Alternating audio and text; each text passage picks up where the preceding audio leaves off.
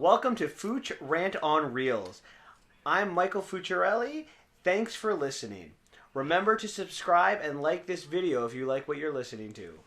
This is my co-host today, Xavier. Welcome, Xavier, and thank you for being here. Oh, thank you for having me. And can I just say that it's a huge honor to be the very first co-host on the very first episode of Rant on Wheels. I couldn't even think of anyone better. It's true. You know what? It's funny you said that because I couldn't think of anyone better either. And believe me, I spent a lot of time thinking. Great, perfect. Before we begin, let me just tell you guys all a little bit about myself. You'll learn a lot about me over the many podcasts that we hope to do. But I think there are a couple things that are vitally important that you understand to kind of get to know my character. First, I'm a cinephile. I love movies. I love to talk about movies. I love to watch movies. I see about 150 movies a year in theaters. Normally that's the low side. Not to mention what I watch on Netflix or at home on DVD or Blu-ray. And it's not just modern movies. I go back all the way to the 19 teens, 20s, and 30s. So I love movies. The second thing, I do not like movie previews. I absolutely detest them. I think they give away the best parts of a comedy or any movie for that matter. And so many times they give away the ending of the movie. So during these many movies I see in theaters, I will run out of my seat when the previews begin. Can I just interrupt here? I just want to say that I have bared witness to this type of behavior, and I have seen him run into children. So he is not joking when he says he detests previews.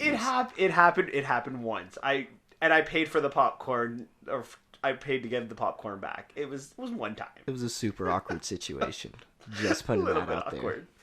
And lastly, when I for me, the most important thing in a movie is its plot. So as I countlessly review movies, one of the themes that will be really important to me is plot of a movie. So those are a couple things that I think are important to know about me. Xavier, how about you? What should the audience know about you? The audience needs to know that I am a huge comic book nerd, okay? That is one of the greatest things that has been invented. I love comic book movies. This whole Marvel thing, I'm just like, yes, more. I cannot get enough. Another thing I want to add is Fooch is the one that actually got me into movies. You're welcome. For the first... Thank you. So the first time I got into movies was because of this guy. I remember the first movie I watched with him was National Treasure 2. And after that, I just would see every movie here and there. It'd be your odd Marvel movies, the Star Wars, and of course the Harry Potters. But now I see everything with this guy. I think I see him a little bit too much, but we'll just keep on going for that. Last but not least is I love music in movies. That's why I'm a huge Disney fan as well. And yeah, that's about everything about me. Oh, it's funny that you're into Disney because that was one of the many movies we watched this weekend. Thanksgiving weekend is a big weekend for movies. So any Americans listening, happy Thanksgiving weekend. The two of us, we saw three movies this weekend. We started with Ralph Breaks the Internet on Wednesday, and then saw Creed and Robin Hood as well. So at this... Just to break in, we actually have spoilers for all these movies, so if you do not want to know anything about these movies, please exit now. But in the future, we are going into spoilers right now. Yes, we're reviewing these movies very thoroughly, so there'll be a lot of spoilers from not just these movies, but other movies as well that are similar to them. Many spoilers. Yeah, so if you don't like spoilers, turn it off. So, Xavier, of those three movies, which one did you enjoy the most? It has to be Wreck-It Ralph. Like, let's be honest here. Disney has been killing it as of late. I think the last 5 years they have really stepped it up. Even before that. But, like, look at the long list they have so far. They have Black Panther. They had Avengers Infinity War. That broke the internet before Ralph broke the internet, to be honest. And they also put out Ant-Man and the Wasp. We got ourselves Incredible 2. What else is there? Well, you can go to even movies that aren't necessarily the best movies, like Solo. It seems like all Disney does these days is they release a movie and it just prints money. That is 100% true. Like, I think Black Panther and Avengers 4 alone made more than any other movie so far, right? It's true. It's been a great year for Disney. Let's just say that. 100%. And they still got Mary Poppins coming out. Oh my goodness, can't wait for that. Yes, I am very excited for Mary Poppins. What did you like about Wreck-It Ralph? Because I would agree that is probably one of my favorite movies I've seen this year so far. There's so much. What's not to like about Wreck-It Ralph? That's the real question. What I really liked about it is I really like the relationship between Vanellope and Ralph. I like the little references to past social concepts and current social concepts. Love the little internet memes. They really knocked it out of the park on those. What about you? What did you like about it? There, like you said, are very many things to like about this movie, but I'm going to look at the details that the director and the writers put into making this movie. Like, I was shocked by the little things, the little details all across when Vanellope and Ralph get into the internet. You see all the buildings, the eBay building, the Amazon building, the Google building, which of course is the biggest building because we know Google runs the world with Disney. 100%. You have the online gaming little areas of the internet, the social media the bridge to get to the social media world where BuzzFeed. You have the Disney location, which I'm sure we're gonna get into. You had even details like ads, right? Like spam throughout. And of course the ad blockers that beat up the spam. You have like this concept of likes and how likes equal money and heart. You have search engines, which were hilarious. And of course, I don't know if anyone else caught a couple little things, but there's the IMDb place, which I absolutely loved. And at the bottom of the internet, at the very base, you have the dial-up connection area. So again, just those little specific details are really what make it a movie really good. So to me, the one thing that really stood out with those specific details, and I know I'm missing a ton, but that was one thing that really jumped out to me. That's great. I also like to add, they actually added a wonderful song into the to the mix-up, and so a little bit of a spoiler here, even though I already said that, but just want to let you guys know. So Vanellope, it's actually in the trailer as well. Vanellope meets the Disney princesses, and she is a little confused about where she wants to belong at that point in the movie. So the Disney princesses tell her, "Okay, just look into a water fountain, and you'll find your calling." She does that, and then they proceed to make one of the best songs I've ever heard. It's called "A Place in Slaughter Race." I wish I had the lyrics, but I do not have it. I would sing it along right now. It's one of the best songs I've heard. It is good. It's going on my Disney playlist as soon as I have time to download it or get it legally. Every November, Disney movie always has the one song that I really enjoy. They had Moana's. How Far I'll Go. Oh my goodness! And I know you love Shiny too. I know you're a big Shiny fan. But How Far I'll Go and How Far I Go. Tears. And then great. Coco. Well, Coco was December last year, but still fantastic. But isn't that the thing about Disney? Like, great Disney movies have the great Disney song. Like, you can go right back to the first animated Disney movie, Snow White and Hi Ho, or Someday My Prince Will Come. Like, it just every Disney movie has the classics have that great song that you just been singing. It's just amazing. 100%. And I just love that it can reach every audience still. Like, your parents can enjoy something, your kids can enjoy it at the same time. It's just, they reach out to everybody. They just have a great formula right now, and just don't break that formula. Just keep it going. And that's so important. But I want to get back to, you setting up the song with them or Vanellope meeting the Disney princesses. I think it very much merits a lot of mention that the Disney princesses probably steal the show in a lot of ways. Like, they deserve their own movie, just the Disney princesses together. They were fantastic. Their very first scene when they meet Vanellope, they ask her who she is, and she's like, Vanellope's like, well, I'm a princess of sorts. And all of the little princesses were like trying to figure out what kind of princess she was. So like, you have all the ones that have some daddy issues that are like, did your stepmom try to like kill you? Obviously being Snow White, Cinderella. Can you talk to animals? All the ones like Cinderella.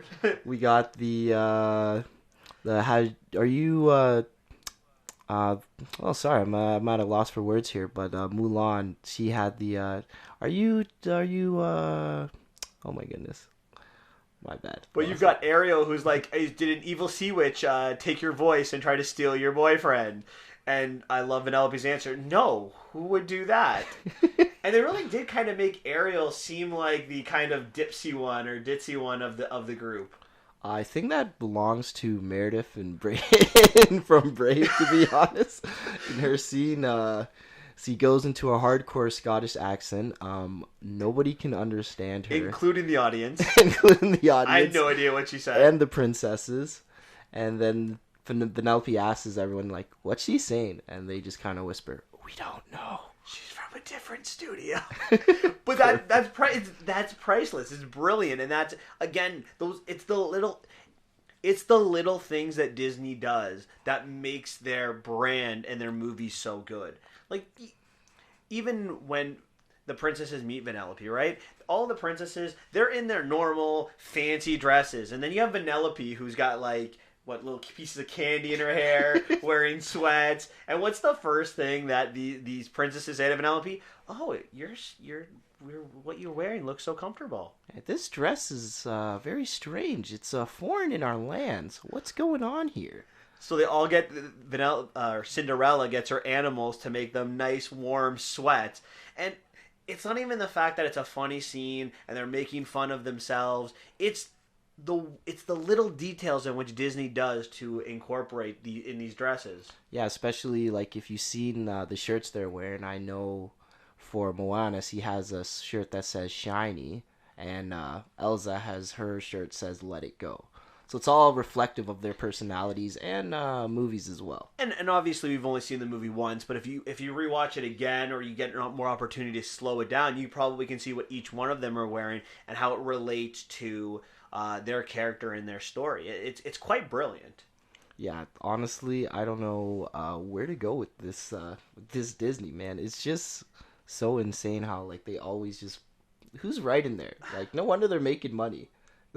Plot, just right? 100%. Plot, story, it's important. But even in the end with them, last thing with the princesses, I promise. But again, I said if you're planning on seeing this movie, the princesses, in my opinion, they steal the show. It's definitely the best part of the movie. It was my favorite part. Oh, yeah. And then at the end, when Ralph is falling to his death, it's the princesses all together in action using one of their like aspects to them. So you have like Elsa making like an ice slide, and you have Moana controlling the water to make that ice slide.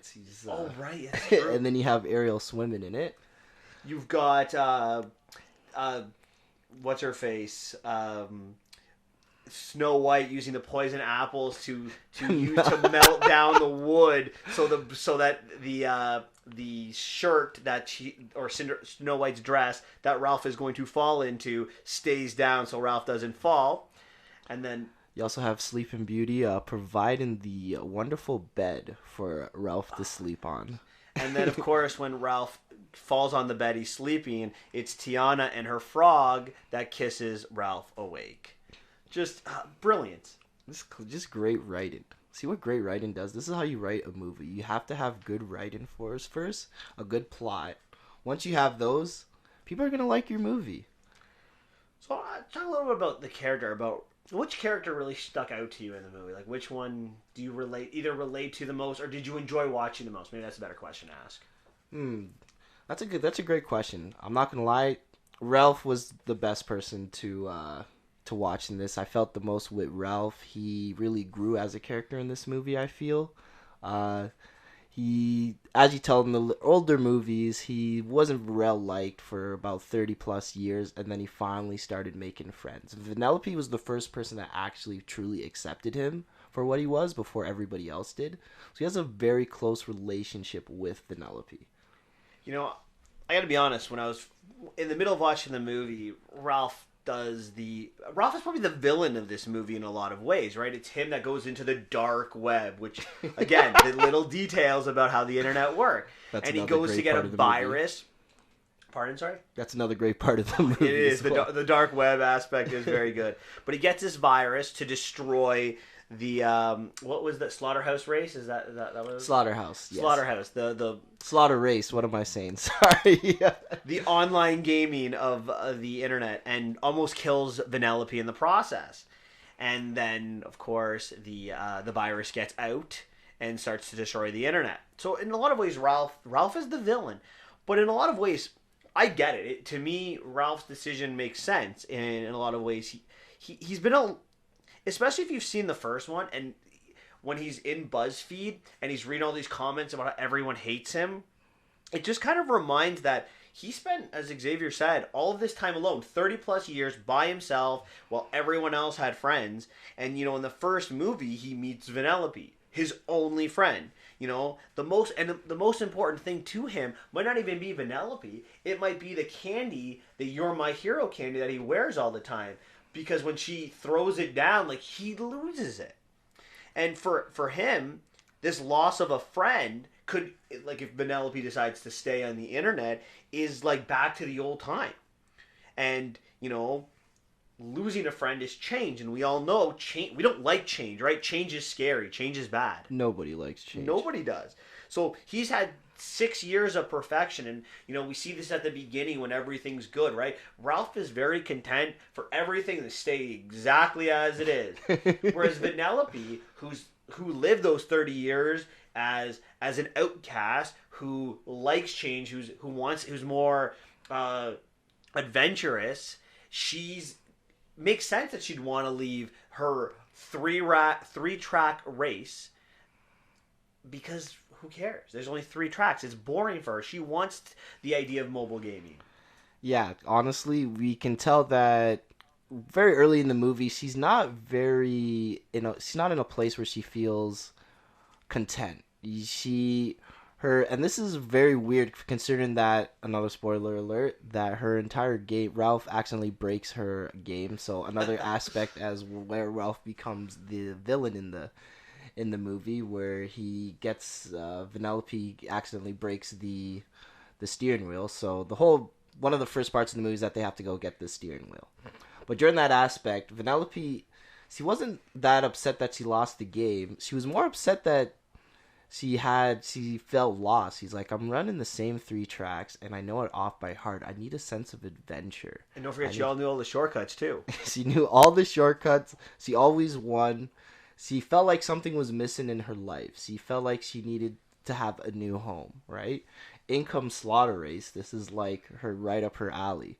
This game's kind of like, if any of you guys play Grand Theft Auto Online, it's a little bit like that, right? There's races, people are getting killed. It's not for kids, but it's pretty funny seeing Vanellope. She has candy in her hair, and all these guys are hard and rugged. They got tattoos, they got guns, they have horns. There's fire, blood.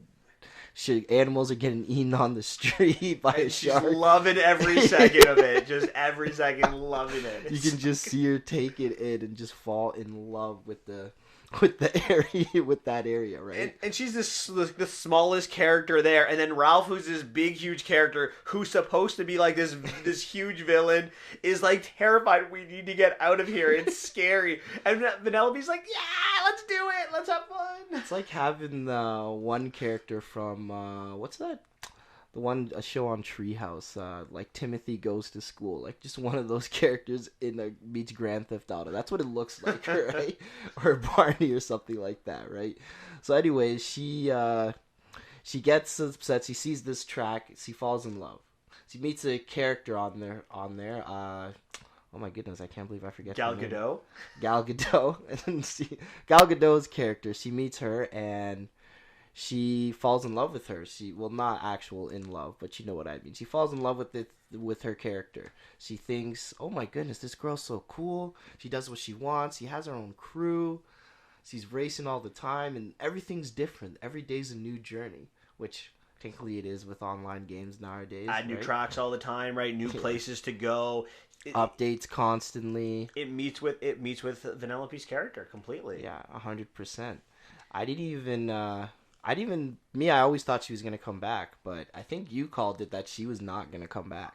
I knew it from very early on.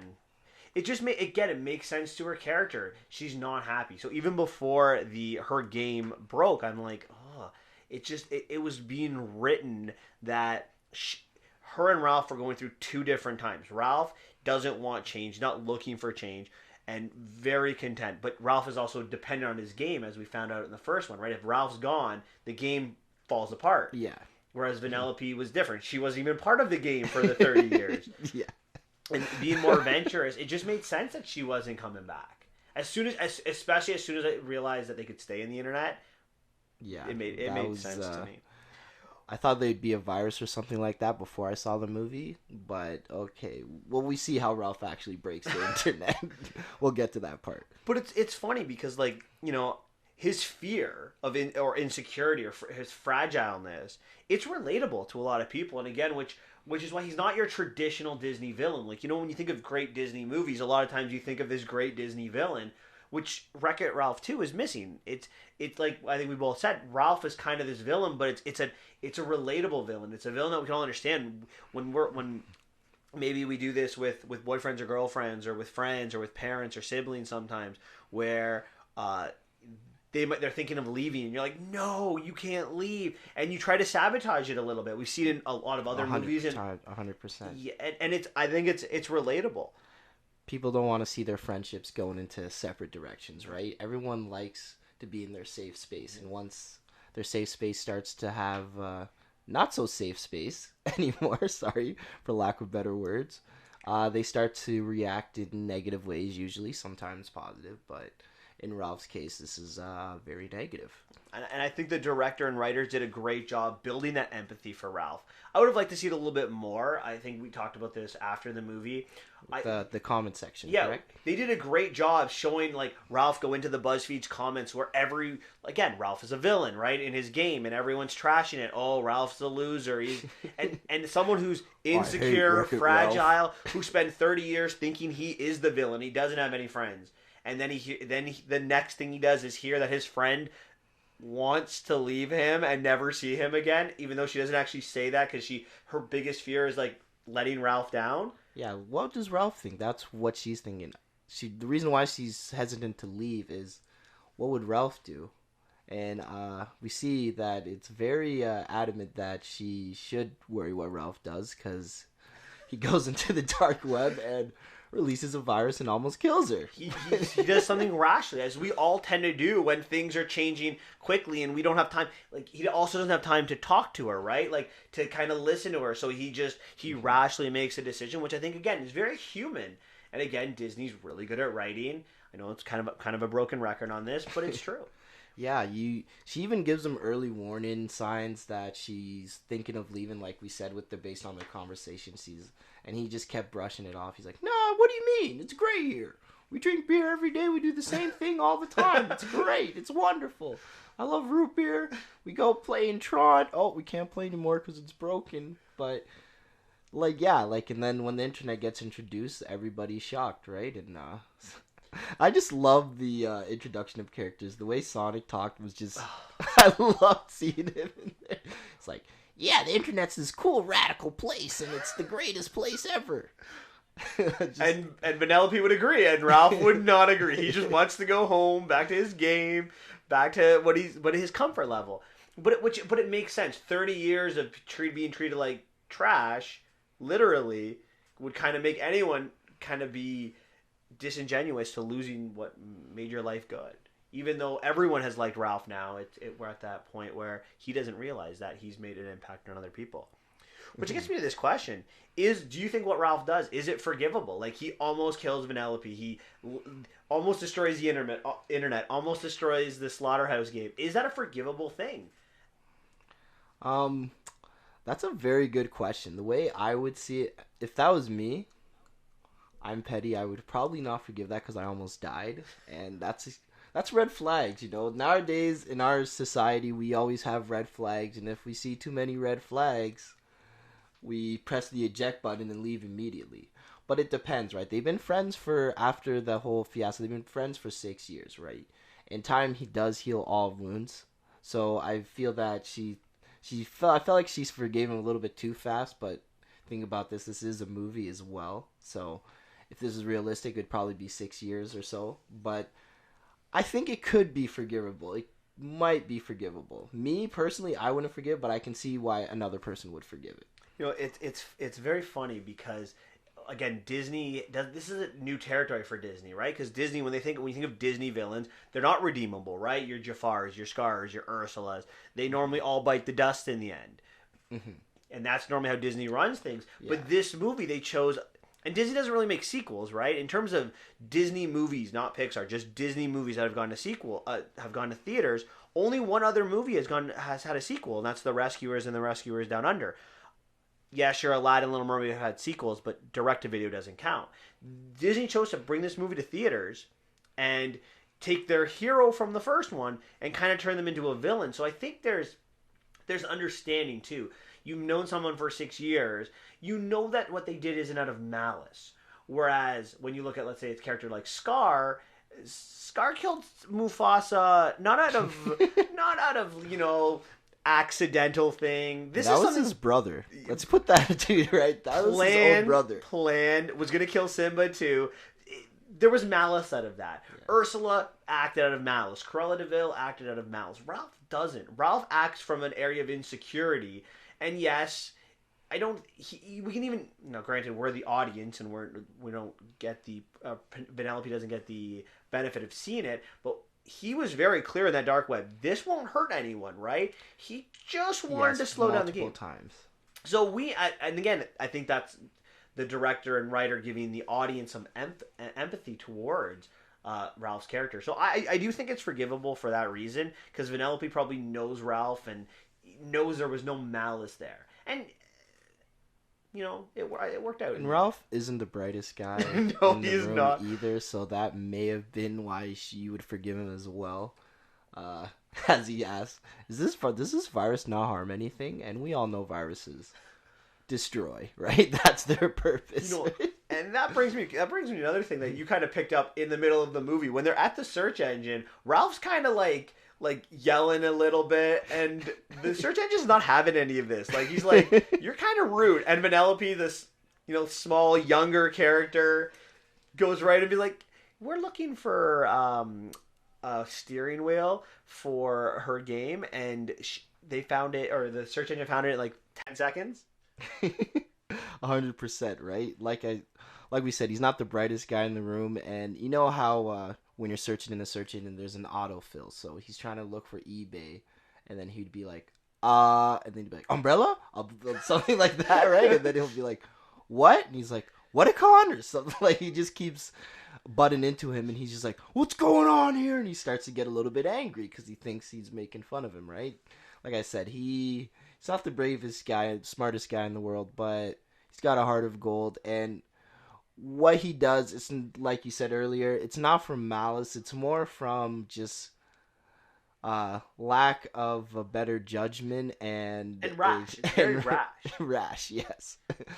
So I guess that leads me to another question: is Ralph Breaks the Internet better than Wreck-It Ralph, in your opinion? Right now, because I'm like the typical consumer, every new is better. New is better. As long as it's new, it's better. So right now, I'm gonna say Wreck-It Ralph 2 is the better movie. My one issue is I don't know if it will hold up in time as much as the original Wreck-It Ralph, because of some of the memes are very current. So it could go say 50 years from now, I feel like Wreck-It Ralph 1 will hold up more than Wreck-It Ralph 2, because a lot of the characters in that are iconic, like your Street Fighters, your Sonic. Who else was in that I cannot remember. Bowser had a little Bowser. Role. Oh yes, Bowser. When he was in all the villains' place. Yeah, Sonic. Those guys are all iconic video game characters that we all know and love, or hate. Some of us. And even the game Wreck-It Ralph or Fix-It Felix, is based on Donkey Kong, right? So even that aspect to it, it's relatable. See, I don't get me wrong, I really liked Ralph Breaks the Internet, but I gotta go with the first one. And that's a fair point. And my reasoning is simple. I think the second one's got a lot more detail, but the first one's got the better plot. The second movie lacks this strong central story. There's a lot of little things going on, a lot of good character development, Ending's a little anticlimactic in the second one. It's a little rushed even. Whereas the first one is a journey. It's really a hero's journey, even though it's from the villain's perspective, right? You have a guy who's sick and tired of being alone, so he's going to look for something. Being the villain. Yeah. Everybody treating him like crap. Everyone like, we love Felix. And Wreck-It Ralph, he's bad because he's doing his job. 'Cause that's his job in the game at the end of the day, right? He goes to support groups and he has thoughts, right? Again, not the smartest person. So to me, I love the support groups. Just gotta say, it's so good. It was so good, and so to me, when I'm looking at it, and like I said earlier on, plot to me brings it a little bit ahead. Not that I didn't like Ralph Breaks the Internet, but if we're going towards picking, I'm gonna go with the plot movie. That's very fair. So I feel like the fair statement is ask me that question in 5 years so I can rewatch both and then I'll tell you which one I find is better. Always a great question. Or we can rank all Disney movies and see where we fit in 5 years. Just this is a little bit off topic, but like for the longest time I thought Dragon Ball Z was better than Dragon Ball, and then I rewatched Dragon Ball and I was like, that is the better story. We don't have time to get into that discussion, know, but right? Dragon Ball Z is so much better. But no. Can this movie have a sequel? Do you see is there a potential for a third part or no? That's a good question. Let's see. I believe I don't think this needs a sequel because Ralph has come to terms with friendships growing. Gal Gadot's character said a very good line that sometimes the best of friends don't have the same goals, same interests, they don't have the same journeys, right? I feel that you don't need the movie to have a third sequel, but that's based on what do you feel? I'm not a big fan of sequels in general to movies that don't necessarily need them. Action movies always can have a sequel, but technically animated movies like this shouldn't. Now, I was wrong about Wreck-It Ralph too. I didn't think that deserved a sequel. I was wrong. Disney tends to be very find good. A way. And I trust Disney right now. So if Disney thinks this movie can have a sequel, who might argue with them? I might like the idea of using the universe of Wreck-It Ralph to create a sequel. Maybe not with Ralph. Maybe Ralph being in the movie but not a central character. Maybe focusing more on the internet aspect to it, or a different game in a different area where like Ralph has a cameo. That might be how I would approach a sequel to this movie. That's fair. That's I feel like I said, I didn't think that they should have a sequel to Toy Story 3, but they did that, so we'll see what happens there. Is there anything else from this movie you want to discuss? No, I don't think so. I feel like it's a great movie. Definitely recommend, and take your children, take your wives, take everybody. Just show it to everybody. Yeah, it's not just for children. The true magic of Disney is that every age group can take something different out of this movie, from kids to teens to adults to seniors. You will take something out of it. Can we end with just one final thing? One little cameo that touched me. All right, let's end it with your little cameo. Do you know who I'm going to say? No, I'm actually not. I'm at a loss for words. Let's hear it. When they were in the Disney universe, they had a little cameo from Groot and from some Star Wars characters, but I think there was one character that I don't know if it was always planned to have it in there, but it just worked. Stan Lee had a little cameo in it, and that was just touching from a time like this. Oh my goodness! How could I forget that? You know what? Maybe you're not a big comic book guy as you think. Those are fighting words. Like, after this, I don't know what's gonna happen to you. I think this is the end of the podcast, and see you later, guys. I think I confessed murder on here. Better hope nothing happens to me before the next time we come on the air. All right, so enough about Wreck-It Ralph 2. What do you want to talk about next? Do you want to talk about Creed, or do you want to talk about Robin Hood? Let's talk about Creed. The magic of Creed. Based on that sigh, I don't think you like the movies. You know what? I'm torn on how to read this movie. You know, the premise of this movie is redemption versus redemption. But to me, that premise is flawed. Because the idea of redemption versus redemption, it's Creed versus Drago. But Creed's redemption is he wants redemption on the guy who killed his father. Drago's redemption is to Get the love of Basically, the people. not even Back. basically he lost everything right after, or his father lost everything after the fight. But Drago's problem isn't with Creed; it's with Rocky, and Creed's problem isn't with Drago. It's Drago. with is the father. Exactly. So to me, the premise itself is flawed because they both can't get it. To me, it's just lazy fan fiction. The whole premise of this movie. So that's where I really start with it. That's strange. For me, I feel there's redemption versus redemption, but they're both very old. Drago can't come back into the ring and get his redemption. So the classic move for him is to put it on his son. We've seen so many failed like athletes try to put it on their sons to become the better athlete, right? But but isn't it still, because we see in Victor Drago, like, he's living in Kiev. He's not allowed in Russia. His mom has not just abandoned Ivan, the mom abandoned him. Yeah. Like, even when they go back into, and again, watch your spoilers here if you're still with us and you want to see Creed 2. But when he starts winning matches and is invited back to Russia, he wants no part of it. 100%. He So sees these people as people that abandoned him. So for me, Victor Drago, like Ivan Drago, does want revenge on Rocky, because Rocky didn't just ruin Ivan's life; he ruined Victor's life. That's a very good point.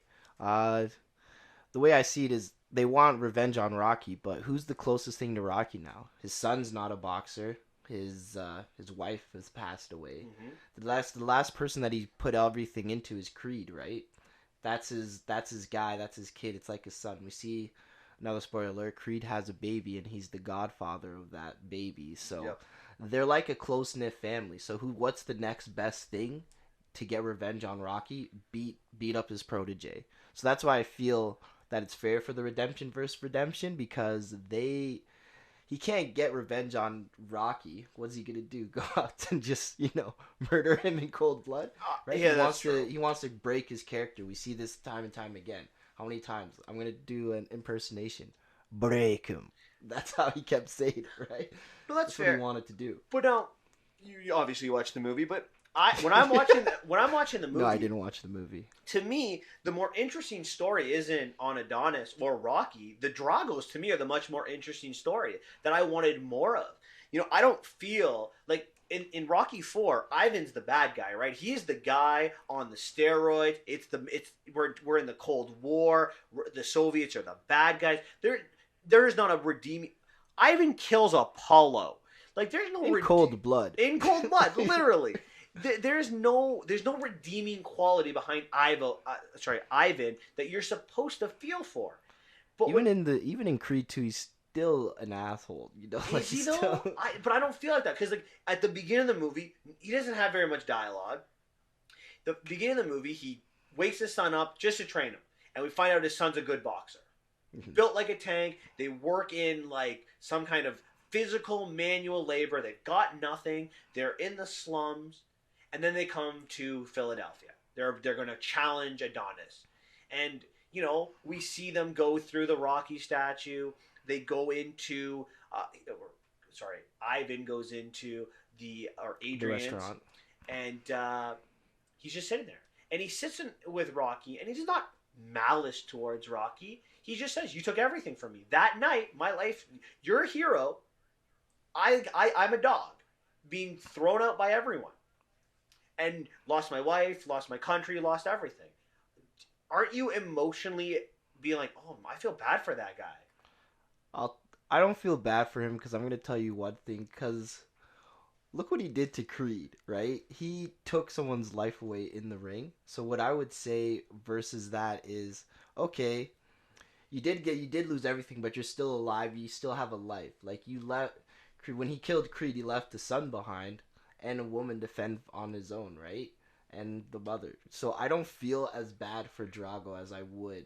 Okay, but did Drago? It's a Cold War mentality here. Drago was trained from pretty much at like 12 years old to be an elite boxer, to punish. He's doing this not for himself. He's doing this for his country, right? Drago is not, and this is, again, a Cold War mentality. My history background maybe helps me a little bit here with this, but the Cold War mentality of, like, you're born to box. You don't get an education anywhere else. You're a boxer, and he let down the Soviet Union. He says it himself. I lost. When his son gets angry, like, why are you back with all these with Russians that cast you out? He's like, he flat said, I lost. It was on me.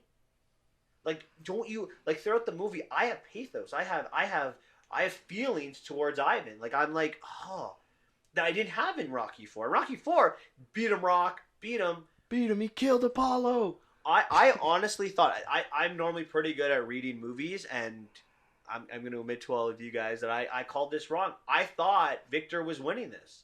I thought that Adonis was going to lose in the final fight, and that Victor was going to win to get back some of his, his life. This isn't the Cold War anymore. Even though, let's keep this out of politics, but yeah. But there isn't this idea of East versus West like Burning Heart gave us in Rocky 4. So I thought much of this movie we see like this theme of throwing in the towel. We see it at beginning with Rocky. He said he should have. He regrets not throwing in that towel. And then we see the trainer in the first match between Adonis and Victor, where the trainer should have thrown in the towel because clearly Adonis was done. Yeah, he was not. That was a beatdown. And we see Rocky in Adrian's being like, throw in the towel, stop the fight, throw in the towel.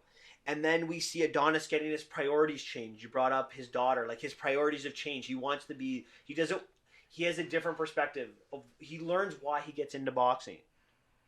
And then even in the second last round of the final fight, Rocky's like, do you want to throw in the towel? You call it, kid. Again, going right to Rocky 4, his regret not throwing in the towel. He's like, there it is. He's throwing in the towel. Victor wins. Everyone kind of gets what they want from it. Adonis put up a brave fight. He kind of won a little cheekily with a little extra hold. Yeah. But everyone kind of wins. That's how I thought it was going to end.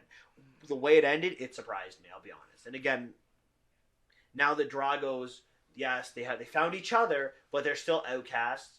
They're still not really welcome in the boxing community. They're not welcome in Russia. They're just together now, and I didn't feel like that was I didn't feel that was beneficial. The ideal ending, right? No, not for them. And I was more interested in their story. Like, when I saw the Russian parts or the Ukrainian parts, I was more engaged than I was when I was watching Adonis in this movie. I'm not gonna lie, I was engaged in those parts, but I also was engaged in the Adonis parts as well. I find this movie is more like a rehash of Rocky 3 and Rocky 4 mixed into one. So the first half is Rocky 3. He's battling his father's legacy. He wants to live up to his father's name. He doesn't know what's going on. All of a sudden, a brand new challenger with the name of Drago, he's whipping guys. He's like, I'm ready. It came from nothing. Clubber Lang got out of jail, came from nothing, ready to fight him, right? Nothing to lose, right? That's exactly what Mickey tells Rocky. Nothing to lose. Right? So Rocky already experienced this with Clubber Lang. So after that first fight, he gets rocked, right? And then we move on to the next fight. This is when it goes to Creed versus Drago, right? Because he almost was killed, as we can see. He got mangled that first fight. Then it moves on to Rocky 4, where now he's focusing on his family. He's getting his focus right. He's starting to be like, this isn't my father's legacy. This is my own legacy. I'm going to have to do this for me. Because Rocky asks him, why are you fighting? He didn't know why he was fighting. If you don't know why you're fighting, you're probably not going to win. And this is a little thing that I wanted to add at the beginning. I watched a Mike Tyson documentary a long time ago about boxing, where like he would always stare down his opponents, and if his opponents looked away, they would lose. If you watch the first fight, Creed is staring at each other, but then Creed looks away to look at Drago's dad, right? And that's when I'm like, oh, Creed's losing this fight. Like, that's how I knew immediately. And then the second fight, they're staring down each other in the second fight. And then Creed, spoiler alert, Creed wins. So I feel like the second half is more Rocky 4. That's the more... Oh, I definitely think it's a rehash, which is why, for me, the Dragos interested me more, right? Because the other part of the story was just a rehash of another movie. Whereas the Dragos, that's the real, to me, that was the real redemption story. Getting back into your country. I feel like they can still make a living off boxing, right? It's not the end for Drago now. Like, sure he doesn't have the love of his people, but he can still go into like Victor Drago. He's not a bad fighter. We saw him just manhandle I don't know how many opponents, and he almost manhandled Apollo. I mean, I almost said Apollo Creed, Adonis Creed, multiple times in that round. Like, we saw that if he didn't knock him out, Adonis was losing that fight. Right? Well, and I also want to touch upon that a little bit. You know, well, not knock him out. Victor was winning, right? It was the last round of this fight, and Victor had won probably 7 of the 9 rounds, maybe 6 of the 9 rounds. Mm-hmm. So Adonis comes out guns blazing. It was great, fantastic. Knocked Victor down twice, beating him up. Victor could barely protect himself. There's maybe about I'd like to time that sequence again, but there's maybe 20 seconds left in that match. Mm-hmm. Victor's won the match, yet Ivan walks up and throws in the towel. Victor didn't take a beating at all. Like Adonis spent 9 rounds getting beaten, ribs broken for sure. Ribs broken again. Again. And, Victor's hurting. Probably going to have a concussion at the end of it. But you throw in the towel when you're probably still going to win. And Victor, you could see he's upset about it. And Ivan's like, oh, it's okay. Don't worry about it. Showing that he loves the son. But I feel like Ivan's character switches. It doesn't make a lot of sense. Like, and I get why he does it, but it doesn't make sense because he's winning the match. If he had been losing the match, if the situation was reversed and Adonis had won 6 of the 9 rounds, and Victor was winning this round, and he needed to knock him out to win. Okay, stay in it or throw it out because you're going to lose the match anyway. But if you're going to win the match, finish him off. It may have been. I feel that one of the issues would have been maybe the first Rocky, where Apollo gets saved by the bell, and they kept saying, "Oh well, Adonis would have won. He would have whooped you, right?" And then they have to do a rematch. So maybe Dolph Lundgren's character Ivan Drago didn't believe that if a third match was to happen, if he would win that fight. Maybe that was the case. I'm just throwing something out here just to try and explain to you. Maybe. I'm not saying that's the absolute truth, but I think a big part of the reason why Adonis wins the match or is better in the later rounds is the same reason Rocky beat Drago in 4, right? Mm-hmm. These guys are built machines that go 4 rounds. Yeah, they're sluggers like Mike Tyson. Yeah, you make it into a marathon. They're not equipped to handle it. Yeah. But again, I watched the movie and I didn't see a way that Adonis could win. Except for what they did is they turned Adonis into Rocky, right? He just he just kept taking hits and keep chugging along, which is a Rocky thing, and I didn't particularly like that either. But we saw him training for taking hits, though. Remember, that's still a Rocky. He was getting hit by like a tire. I don't know how hard that hurts. That was the weirdest training sequence I've ever seen in my life. No, it was. But we saw him look like he was beaten. Like, we saw him collapse. That was when he asked me, like, I think he's losing this fight. And I'm like, I don't think so. I thought he was losing because of the towel talk, right? Yeah. I really thought that was a big reason.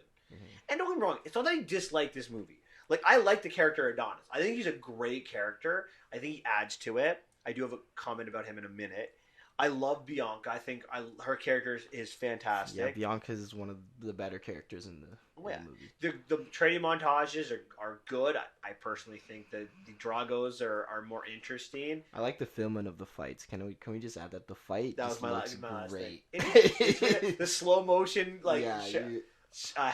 It's such a difference from the original Rocky. You just see it get more and more Hollywood each time. Well, you got the Matrix to thank for that, right? The slow motion filming, right? That's really from the Matrix. And Rocky Balboa, which you put out before we went to see it in the 2 Creed movies, they're post Matrix, so they have that slow motion. You can really get into it. Looks much more like a more real fight. People that are fighters are probably like, no, it does not. But to me, that doesn't know anything about fighting, it definitely does. You know what? It's more interesting. I'll say that because you can, instead of filming the whole 30 minutes, you just film the scenes where they punch each other in the head. or the ribs. They punch a bit and then they're mates. Uh, but okay, so my biggest pet peeve with the movie isn't necessarily the movie itself. Um, I don't like movies that destroy the source material, and I thought that they, again, we talked a little bit about changing characters in the middle of the movie, but they also changed characters that already were established.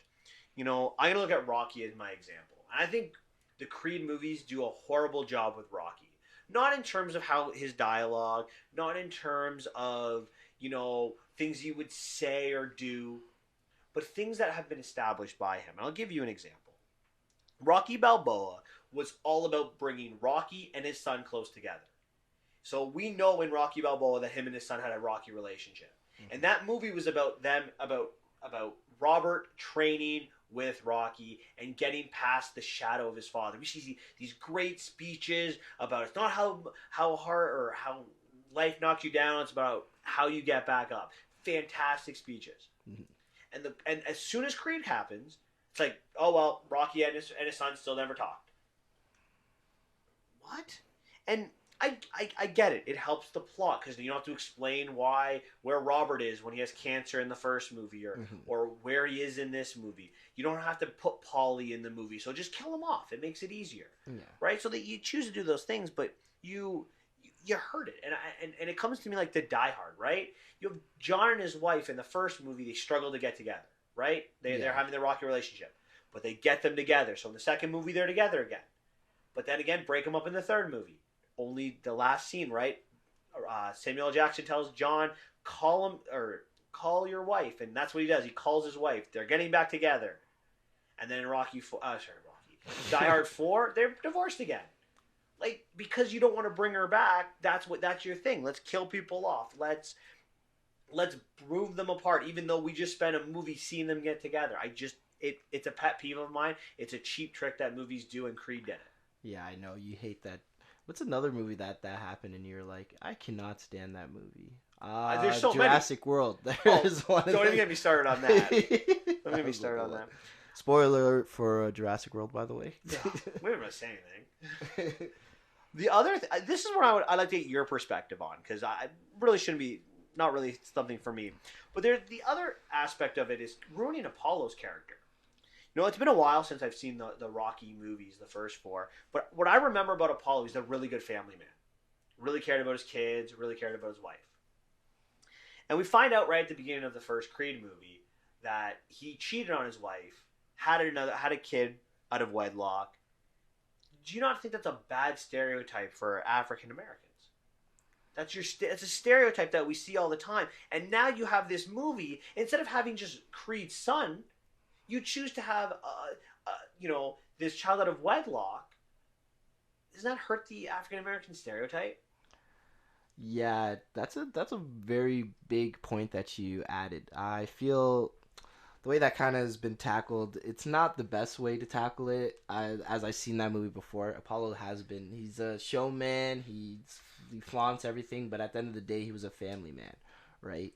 That's one aspect of the film I do not agree with. It really easily could have just been his regular son. It didn't have to be his son out of wedlock. So yeah, to me, changing that character, that from Apollo, changing Rocky's character, it's hard to get on board with the Creed movies. Even though I really like Adonis, why couldn't it be some?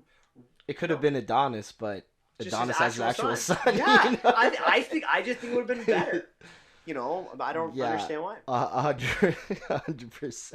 All right, one more question about Creed before I ask you if we're missing anything. The one thing I would ask you is this a Creed movie, or is this still a Rocky movie? Like, who do you think's the center character? Is it Adonis or is it Rocky? I want to say this is a Rocky universe movie with Creed as the main character. That's what I'm gonna try and state it as. Because it spends more time about him facing his father's legacy, right? A lot of this parts of Sylvester Stallone's parts as Rocky is a lot of side plot things. We even spent a couple of scenes without him where he's like, I'm not coming with you to... Can I tell you that's why I think it's a Rocky movie? Because what happened when Rocky didn't show up? He lost.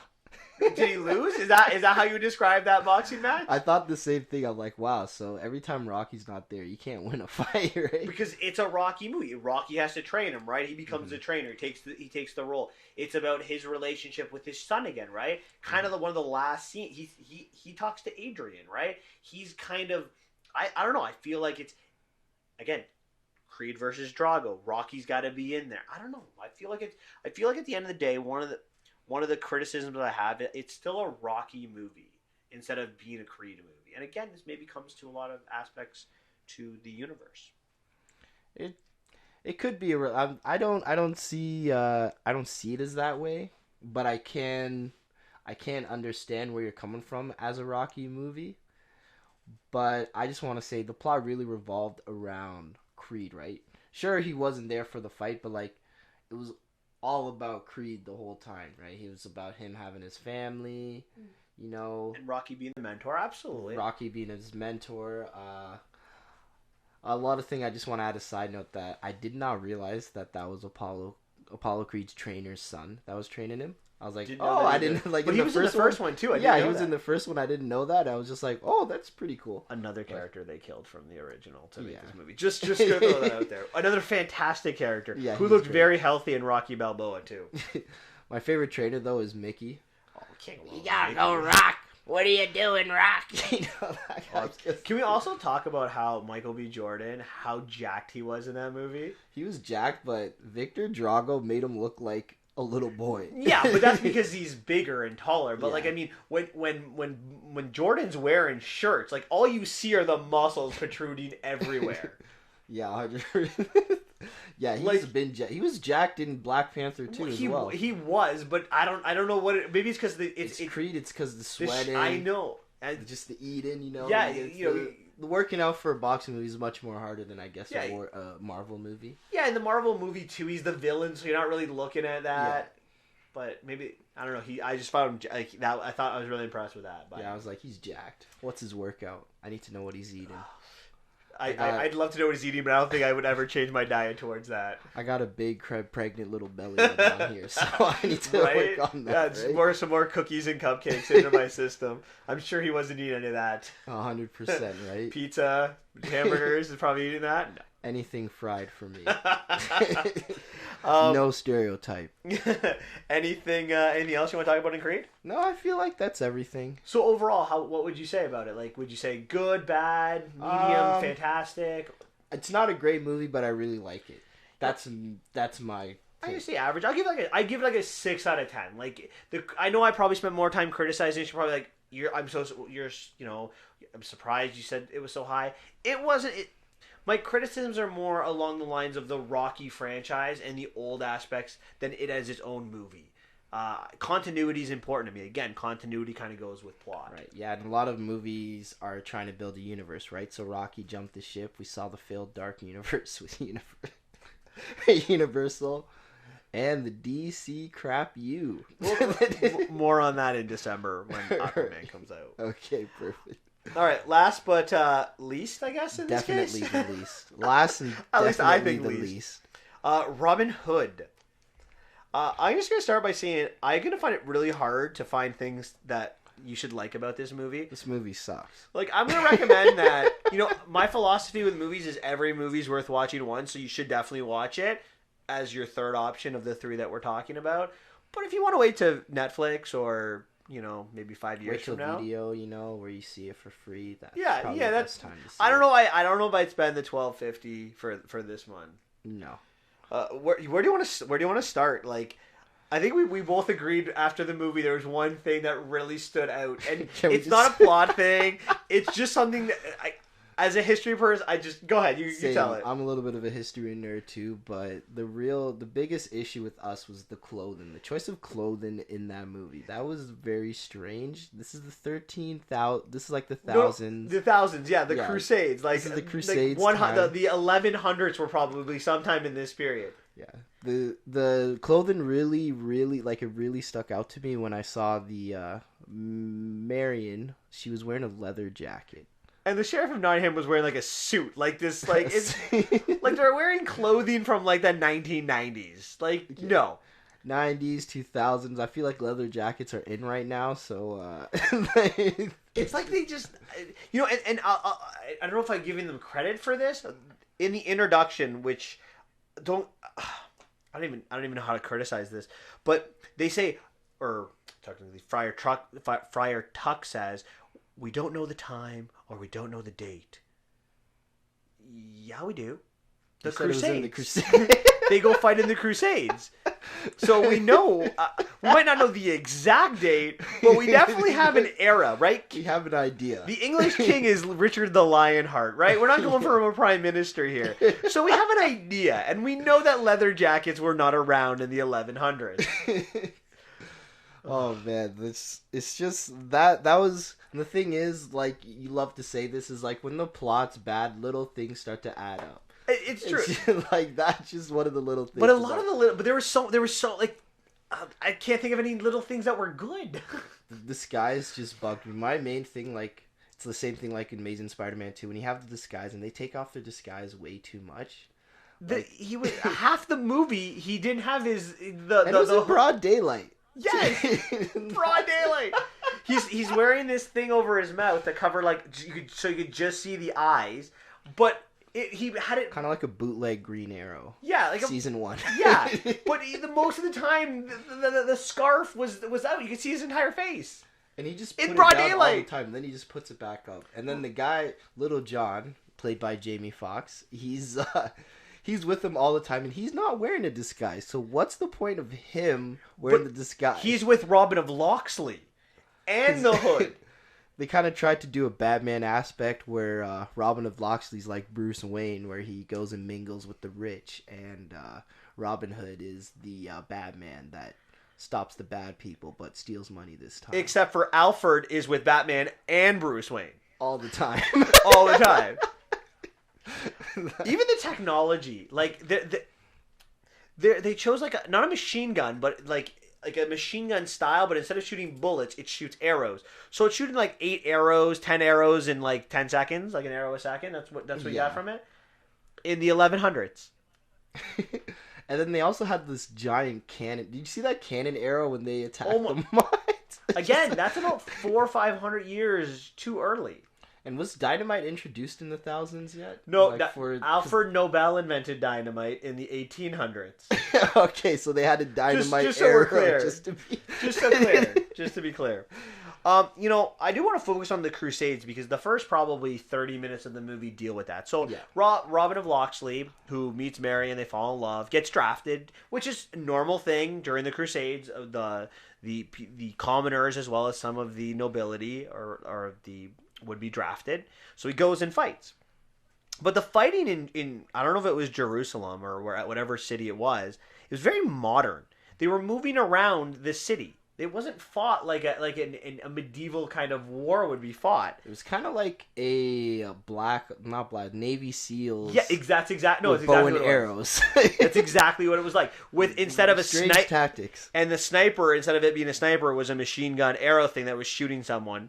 And Robin of Locksley had to go around and had to do a classic Uncharted kind of thing. Marooner. Yeah, kind of like Uncharted, where you go like around different things to shoot. Yeah, it was kind of sad. I thought the tactics were really weird too. Like they're in a world where they don't really know what's going on. So instead of taking the high ground, they're on the streets. Yep. Which is not the brightest thing as a military tactic. But again, because that wouldn't be what it would be a siege of the city, and then when they're ready to invade, they all invade at the same time. They don't just there's not just on the outskirts, and you're not gonna have the other army kind of standing on roofs and slowly getting them in. It's not how that would have worked. That would have worked in like the middle of like a valley where they would be on the top of the valley while the other army went through. But no, not like that. Yeah, those guerrilla tactics weren't introduced to, I believe, the American Revolution. That was one of the first guerrilla tactics that we see. There probably existed a little bit before, but not as constructed as you would see from that. And then after that sequence, Robin almost gets killed by Jamie Foxx's character, and Gisborne, sorry, cuts off Jamie Foxx's hand and captures him.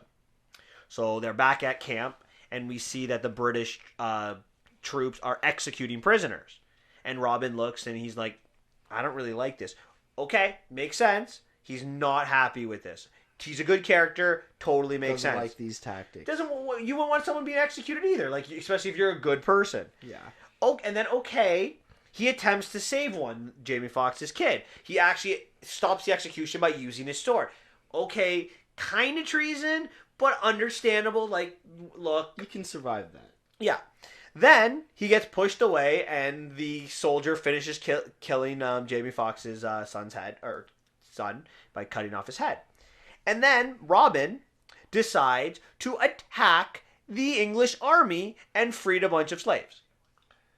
I don't care what kind. Sorry, this part is just really funny.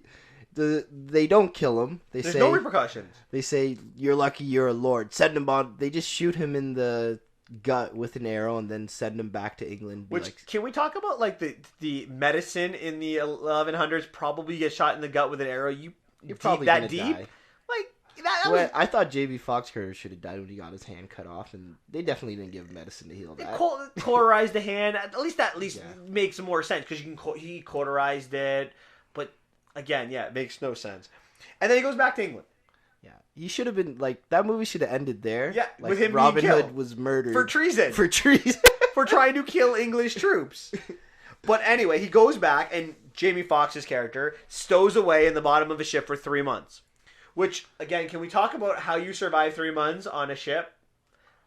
Yeah, and he's in the barefooted. He's in the bottom. Like, he's definitely getting like trench foot or like his feet have to be cut off. Like there's no way anyone survived, especially in the 1100s.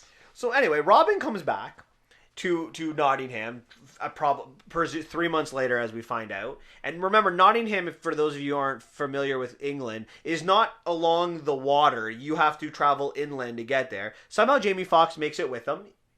Don't know how. And he gets home to find out that they thought he's been dead for 2 years, so his castle's been kind of destroyed a little bit. Marion has found another guy to be with, and he's all upset. And he meets Jamie Foxx, comes to him, or John comes to him and says, "I want to make you, Robin, a symbol to end all wars, because I've never seen anyone care about people like you have. So I'm going to make you a symbol to end all wars." Now, I don't understand how this makes sense. Jamie Foxx's character's motivation is very strange. He doesn't know anything like we discussed before. He doesn't know anything that's going on. He doesn't know what the circumstances are back home for Robin. For all he knows, Robin is just a guy that's just a playboy that's just, messing around with a bunch of girls and stuff like that and just having a good time. He doesn't know that.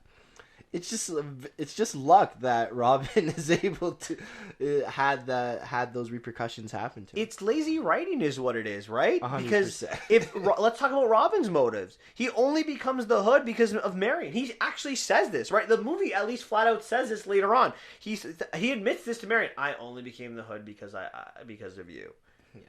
Yeah, 100%. Technically, I feel like the real Robin Hood should have been Marion, to be honest, at the time, right? Well, but even still, like, they wrote it to be like that she's the thief in the beginning. Like the Friar Tuck says, it begins with a thief, but not the thief you're thinking of, Marion. And Marion's fighting the sheriff the entire time before Robin even got there. Oh yeah, but Robin has no interest, and I really didn't like the writing of Robin in general. Because we see two sides of Robin the entire movie. We see the selfish side, that he's only in it for Marion. But we also see the noble, the selfless side, right? After they kind of steal all the gold, he's like, oh, either all of us get out or none of us get out. Doesn't that sound familiar in some other thing, Mr. Comic Book? Oh, I think that's Captain America. But from what movie, just out of curiosity? Do you remember? The Avengers. Yeah, Age of Ultron, right? Oh, Age of Ultron. Where they're supposed to leave Sokovia and Cap's like, no, not unless all of us. So is he Captain America or is he selfish? We don't really know this in this movie. I'm going to say selfish because he finds out that these mines are going to get attacked and it's the slums, and what ends up happening... Sorry. This movie's just so bad, it just keeps making me laugh. But what ends up happening is he's like, we gotta save these people. Like, we don't have a plan. it's okay. There's not enough of them to take us, right? He goes down. He sees Marion, but Marion gets captured, and he's like, you know what? Forget all these people. I'm just gonna save Marion. He gets Marion, and he just leaves. Let's not forget, John was with them in this plan. John was driving the chariot or whatever you want to call it. And then at the end of the movie, he's like, you know what? We all have to leave together. Like, where was that? Like 20 minutes ago. Because Mary was with him this time, so it was good. No, you know what though? But that kind of goes with the whole planning, right? None of it's well planned. Like everything was rushed. Like they went into the Treasury building, and Jamie Foxx or John's like, "Do you have a plan?" And he's like, "Mm-hmm, I have a plan." But they didn't have a plan. Like they came up with no goal, and it was get shot in the leg with an arrow, and there was like literally like 50 guards in there to him. I really thought he was gonna get caught with that arrow. That was gonna play a part of him being caught. Like, they're gonna see the blood, but no, that didn't have anything to do with it. But yeah, they had no plan going into the treasury. He just attacked it to attack it. I guess this was more about like getting the will of the people. You know, anti-government, which is a point I want to bring up. Is it's kind of funny how this movie's not that successful considering right now that the people's faith in the media, government, and religion are at all-time lows, and Robin Hood would be the perfect character to kind of embodiment that feeling, but the movie just not successful, and that's two times it wasn't. It's true, because, you know, I won't talk about the media because it didn't exist then, but we see it with the government and the faith, right? Yeah. The cardinal is the ultimate villain, right? Yeah. And the sheriff is the other ultimate villain. Mm-hmm. So you have the government section of Nottingham, and the religious element are the villains. And we don't even care about that because it's so poorly written that it can't work. Like Robin is your ultimate hero because Robin Hood should be like Captain America, should be like Superman, this uber good character, and they chose to go differently about it. You know, I know that Costner's role or Costner's character gets made fun of a lot because he didn't have the accent, but I love that movie with Morgan Freeman and Kevin Costner. I thought he did a great job, and let's not forget about the late Alan Rickman, who's amazing in whatever he does. But it's a great movie, and you know, it seems like every Robin Hood movie is from it since it hasn't been able to live up to those shoes. Yeah, I feel like. Depends on like what director. Every director wants to put their own spin on it. This one is like, let's have a edgy kind of Robin Hood where he just cares about. He doesn't care about the people. He cares about love. Love is what motivates this Robin Hood. But this is the problem. Don't mess with what works. You have a great classic story. You can retell it again. It's okay. It hasn't been retold since the early 90s. You can tell again because, let's be honest, it's still better than 2010's Russell Crowe Robin Hood, where he wasn't even Robin of Locksley. He was someone else. He was someone else. Horrible. One of the worst movies I think I've ever seen is that, and I love Russell Crowe, but that movie's brutal. At least this movie puts Robin of Locksley back to being Robin of Locksley. But you have a classic story. Learn from that 2010 movie that go with the classic story. It's okay. People are okay with seeing a classic story again because, granted, how old would I would have been like 4 or 6 when Prince of Thieves came out. So I don't remember seeing in theaters a Robin Hood like that. And before that, it was like 1939 Errol Flynn's movie. Or 38's Errol Flynn's movie. So it's okay to rehash something. Just stick with the source material, for God's sakes. Yeah, that's another studio should pay close attention to that, i.e. DCEU. But yeah, totally agree with what you're saying. I just want to go back to one of the how he attacked everybody and like the reason why his mansions was destroyed, right? It's kind of strange that it was for taxes. When I first saw that, I immediately thought that, oh, okay, maybe this is for for what he did during the Crusades. So I was like, nope, sheriff just needed it for taxes. And I'm just like, okay, like that part of the movie, they just added an extra element that didn't have any repercussions for it, right? It's just.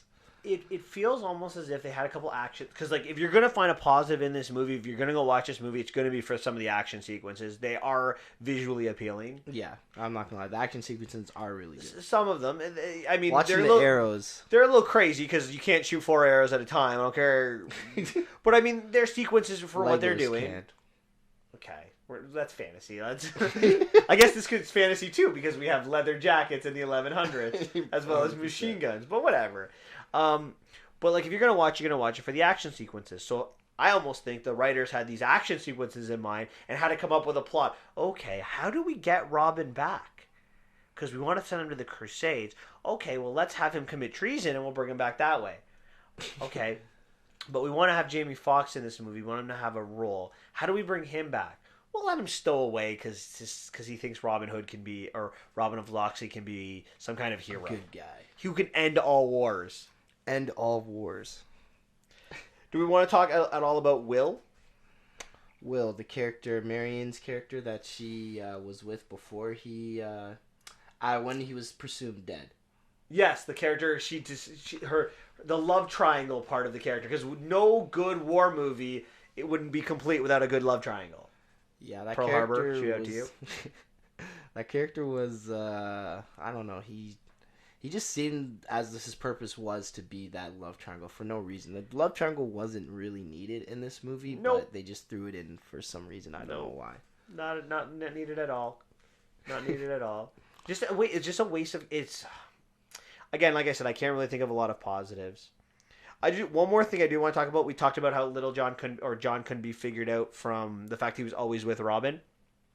About 3/4 of the way into the movie, the head of the Crusades that sent Robin of Locksley back, Gisborne, and the other Crusaders that he was with, come back to guard the Sheriff of Nottingham and to help capture Robin Hood. The Robin Hunters. The Robin Hunters, exactly. Now, eventually, John is going to be captured. And Gisborne will see this. How Gisborne cannot connect the dots, I have no idea. That was a great part. Because, like we said, he's with Alfred, like using the Batman analogy again, Alfred is with him as Bruce Wayne and as Batman, like in public. So the fact that a lot of people can't connect the dots, like even the Sheriff of Nottingham's like, wait, weren't you at that party with Robin of Locksley? At the church too. Don't forget the church. Oh yeah, he was at that church. That's how. Remember, he's like, Robin, it's time to go. Robin, it's time to go. As he's saying it they're not right beside each other. They're across the room from each other. And he's screaming it out loud, and people can't seem to put two and two together. But remember, this guy Gisborne ordered Jamie Foxx's or John's son to be murdered, and Robin tried to save him. Gisborne took off Jamie Foxx's hand. Like it's like, how do you not? I just don't understand how the dots aren't connected. I don't get it. I don't understand it. Yeah, 100%. This movie. What else is there to say? I really have nothing else. I would say this is like a 3 or 4 out of 10 if I'm going. It sucks. Like don't watch it once. At home for just free. Have a good laugh. If you want to see a crappy movie and enjoy some bad writing like this, if you like action, I mean, maybe it's worth it because there are a bunch of action sequences. But if you watch plot, the action scenes on YouTube or character development or story in general, this is not the movie I would go see. 100%. I think I say 100% too much. No, it's okay. Whatever. We all have our things that we say all the time. That's my catchphrase. So we're going to go on to the last part of the podcast, and every week we'll do something. We'll do something a little different to start the month. Normally, we'll do a top 10 list, and because this is our first time, we're to get to know us a little bit better. We're gonna do our top 10 movies of all time. So we'll work backwards from 10. And just so you can kind of get to know us. Now, I'm going to preface this by saying that these are not the movies that I or Xavier think are the best 10 movies of all time. These are our favorite movies of all time. They could be bad movies to you. They could be bad movies to us. But we either grew up with them. There's some nostalgia for us. In my cases, some of them put me on the career path that I moved on to. So, my number 10 movie is The Prestige. Ooh. So, The Prestige, for those of you who don't know, it's directed by Christopher Nolan. It's fantastic. It's got Hugh Jackman and Christian Bale, but they don't play Wolverine and Batman. What I like about this movie, it makes you think. It is complex. It takes place during 3 different time periods, and you have to try to figure out what's going on. And this is vintage Christopher Nolan. He does not give you a basic plot. He is there. Every little thing is there for a specific reason. The conflict, the ending, it is by far his best movie. And I know he does the Batman movies, and a lot of you would be like, "Oh, The Dark Knight," and it's great.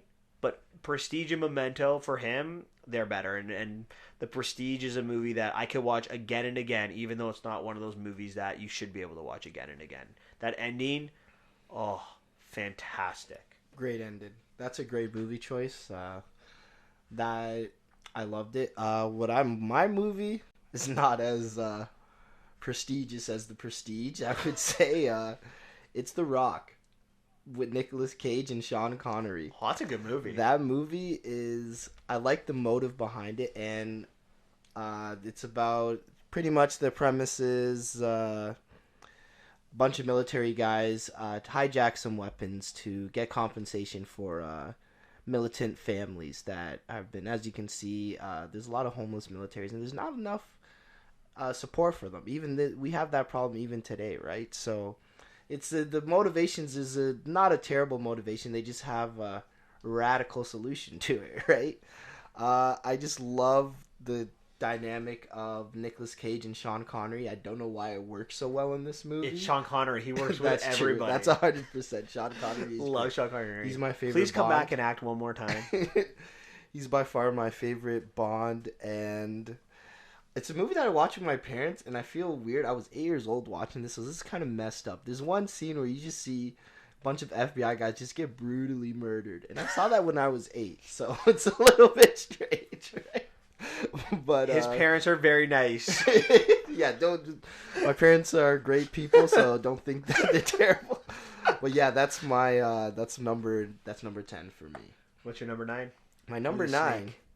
Number 9. So I didn't put this in any order, so I have to do this on the fly. But I'm gonna say it's probably gonna be Inception. Ooh, Christopher! You go Christopher Nolan up there too. Here, so. Also a pretty movie that get you thinking. Get you thinking. Like Fooch said earlier, the Christopher Nolan never has a simple plot. It's always something's moving. It never ends on there's never really a definite ending all the time. Sometimes there's always like a little bit of a twist. So I love Inception because the concept is just so great. The music. It's one of the best, one of the best track lists and scores that I've ever heard. It has Leonardo DiCaprio. Not Leonardo DiCaprio, okay? I apologize. You better not diss Leo, okay? There's a lot of Leo fans that'll be listening to this. Leo is my favorite actor. I think I've loved him in every movie that I watched. I have a little bit of a bias, so if it's Leo, that's automatic 7 out of 10. No matter what. And that's just bare minimum, right? It's going to get higher than that usually. Like Inception. Yeah, so like I said, great Christopher Nolan film. Also has Tom Hardy. He's great in it as well. Kind of his breakout role. Yeah, I feel like that was his breakout role. He really got bigger after I think it's still his best movie, to be honest. Yeah, it just might be, I think. Yeah, what's your number 9, Fooch? Well, the other thing about Christopher Nolan, because I don't have him anywhere else on this list, you can't explain a good Christopher Nolan movie in 5 sentences. You need 20 minutes to really explain a plot of a Christopher Nolan movie. 100%. My number 9, I guess it kind of works for what we're talking about today, is Rocky. I think Rocky is the best sports movie. It's the true underdog story. And what I loved about the first Rocky movie that I think that a lot of the other Rocky movies forgot, or the Creed movies have forgotten, other than Rocky Balboa, is that it's not about winning. It's just about going the distance, right? Rocky was picked out of a random person, never had a shot at anything, right? He is literally not a hitman, but work for a mob guy. Enforcer. He's an enforcer for the mob. That's what he does. But he's a great guy. He's not what you would expect, right? He's humble. He doesn't want to hurt people. He has no choice because he comes from this poor area of Philadelphia. He comes from nothing. That's how he makes his living. And he says it to Adrian in that really emotional speech. It's not about winning. It's about going the distance. And that story, it resonates to me more than anything else. And I think in our society of watching sports or anything like that, we either love the favorite because they're our favorite team, or we love the underdog. That's kind of what we kind of root for, and I think Rocky is what made it, socially acceptable to do that. Yeah, honestly, that's funny that you put Rocky as your number 9, because Rocky's actually my number 8. So you'll go to your number 8, but I just want to say, since we're on that topic as close. well, Rocky's my actual number 8 movie, and I just want to add on to that, like, it's just such an inspiration, just the fact that he can. It's not about, like, I tell a lot of my, like, employees in my job that it's not about, like, the amount of times you get hit. Like, sometimes things happen, but you have to get back up. Rocky's that embodiment of that. Like, life hits you down, you just keep getting back up. And as you see in the future films, that his life gets a lot better, and he puts himself, because he doesn't give up. He just finds a way. He takes that shot, he runs with it. I.e., the greatest quarterback of all time, Tom Brady. Yeah, exactly. But just to kind of go over that, but he does, life gets better for him. But then in 5 and Balboa and the 2 Creeds, he's back to just being a regular person. He lives in the not most affluent area of Philadelphia, right? We see in Creed 2, like, they won't fix the light outside of his house for years. He's been asking for that. For years, right? So he's not like he's got money. He's back to his roots. He's never... That character is... It works with... It's why we love the underdog, because he's not a bad character. He's a guy you can easily root for because he's a class act. Yeah, 100%. He's just... I just love the first Rocky film. Well, my number 8 movie is The Avengers. And I'm like Xavier. I'm not a comic book guy, but I'm a big superhero guy. And Captain America is one of my favorite superheroes.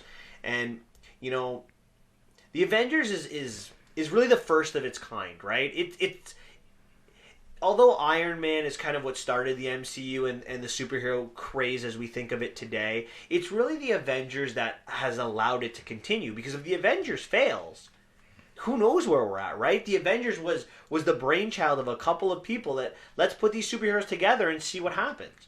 We never really saw that. We've always talked about, or it was always talked about, putting Batman and Superman in a movie. Never happened before, at least in a non-animated movie.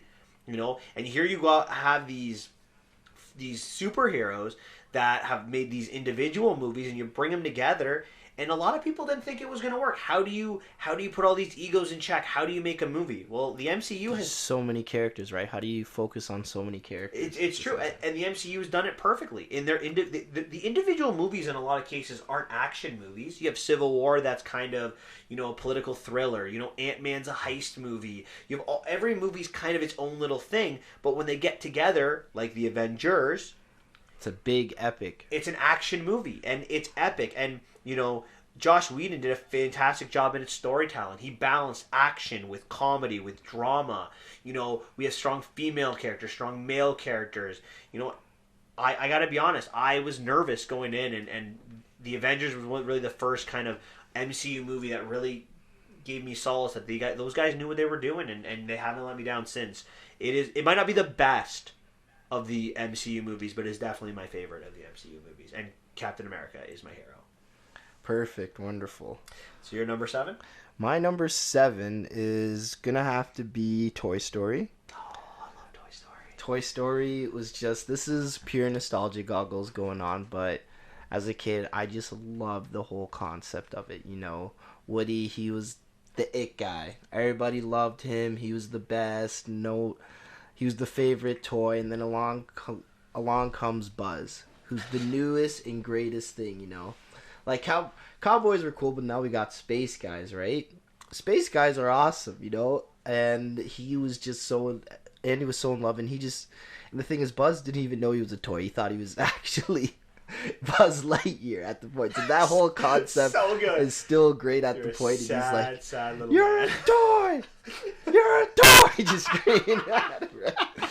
It's just so great. But I also like the story behind it. It's like accepting that, hey, you might not be the best, you might not be the favorite, but you have to let in other people because change happens, right? We talk about how many times people don't like being out of their safe space, their box. But when he accepts it and he accepts Buzz as finally his own, and they learn to share Andy as a group of toys. Like shit. All right. So, what's about your number 7? My number 7, is Armageddon. And I know Armageddon's not the most scientifically accurate movie. I'm not going to sit here and say... NASA said it's got more inaccuracies than any other movie. Fine. All right. I get it. It's not the most scientifically movie, but it's a fantastic movie. You know, I think it's got a great story, great characters, and, you know, to me, it's probably my favorite score in terms of all movies put together. It's about the world uniting to solve a problem.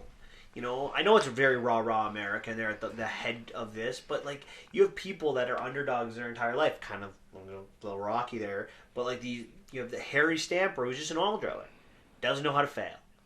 And, you know, there's a lot of emotional scenes. I love the relationship between Harry and his daughter Grace. I love the scenes in space. I love the ending where Colonel Sharp goes and shakes Liv Tyler's hand because, you know, permission to shake the hand of the bravest man I ever knew. Oh, like, it's just a good... It's got great action sequences, great comedy. I've always had a soft spot for Armageddon. That's really all I'm going to say about it. My number 6, Die Hard. Ooh. Love Die Hard. You can't go wrong with Die Hard, right? Great Christmas movie, great action, John McClane, Hans Gruber, some great dialogue, great sequences. And, you know, I find many action movies today make the mistake because of technology available to them in the special effects of going too big. Even we see that with the other Die Hard movies, right? Especially with the last two.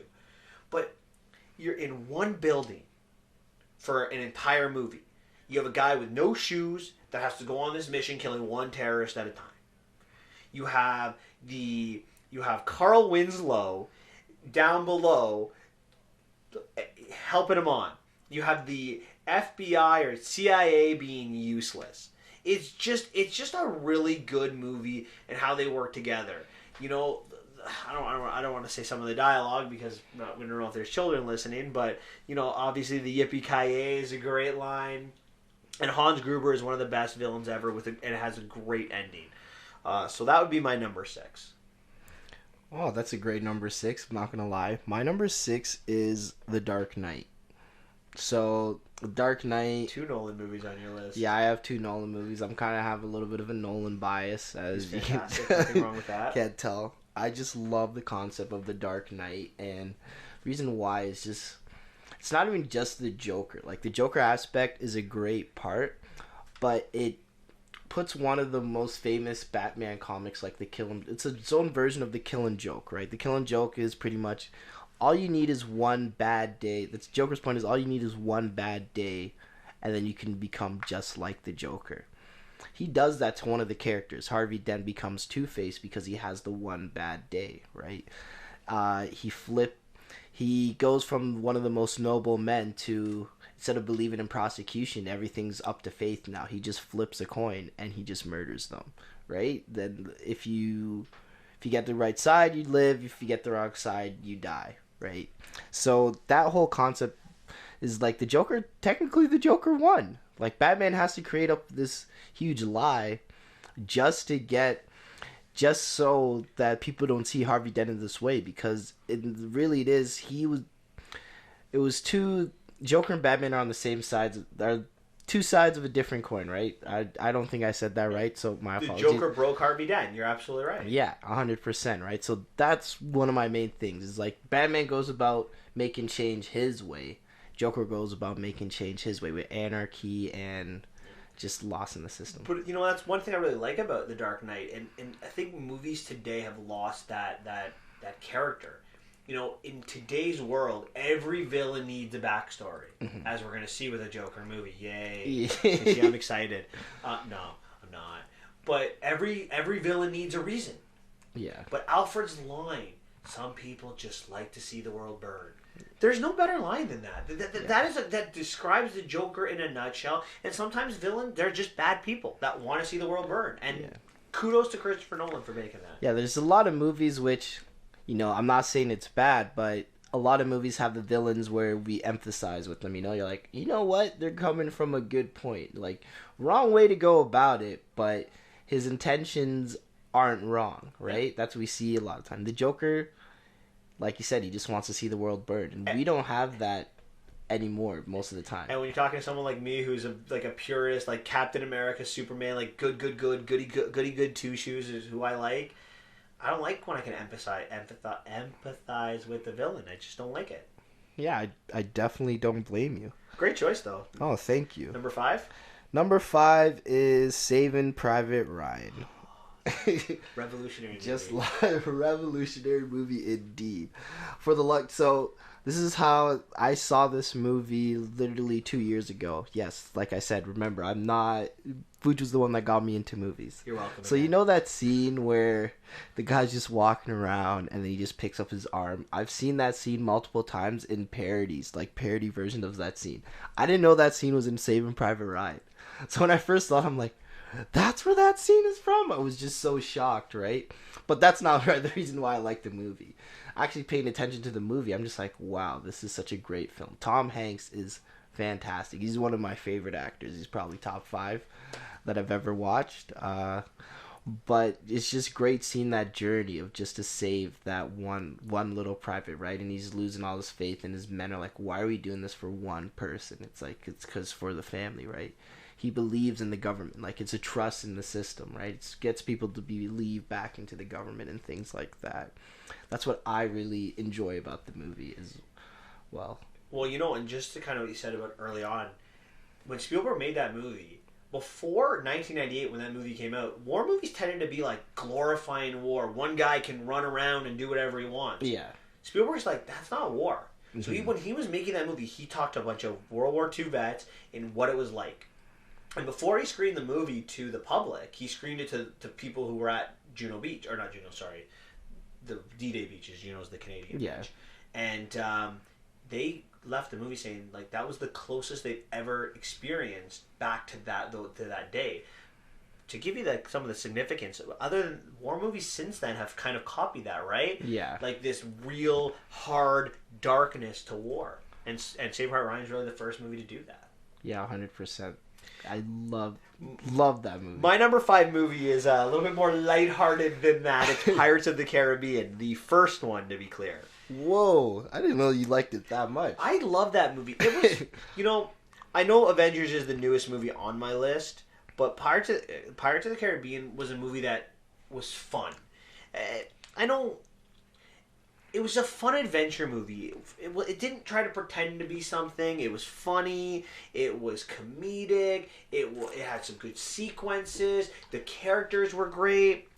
And I can watch it over and over again. And I think to me when I'm making a list of top 10 movies or movies that I like, that are my favorites, they're movies that I can continuously watch. Sometimes movies I really like, I don't put on my top 10 list because I can't rewatch them. But Pirates of the Caribbean has tons of rewatchability. And Jack Sparrow is a great character. Fantastic. And after the first Pirates of the Caribbean, Disney didn't use him right. I don't criticize Disney a little bit. See, I'm not all pure Disney. He's an outcast character. And in the first movie, that's how they used him. It wasn't Jack Sparrow's movie. It was Elizabeth and Will's movie. That Jack Sparrow was just kind of in there guiding them, right? Or Barbossa was guiding them together, right? That's how the movie was. And then after the first movie, it was Jack Sparrow's movie. And making Jack Sparrow's movie, he's a questionable character. He's not the good guy. But if you make him the focal point of your movie, he has to be the good guy. And in the first Pirates of the Caribbean movie, they did a great job with not making him the focal point. And it was a lot of fun. My number 4 is Back to the Future. Again, with a fun action adventure. Kind of see what kind of movies I like as my top 5. It's classic, right? 1985, humor, Marty McFly, Biff Tannen, Doc Brown, great score.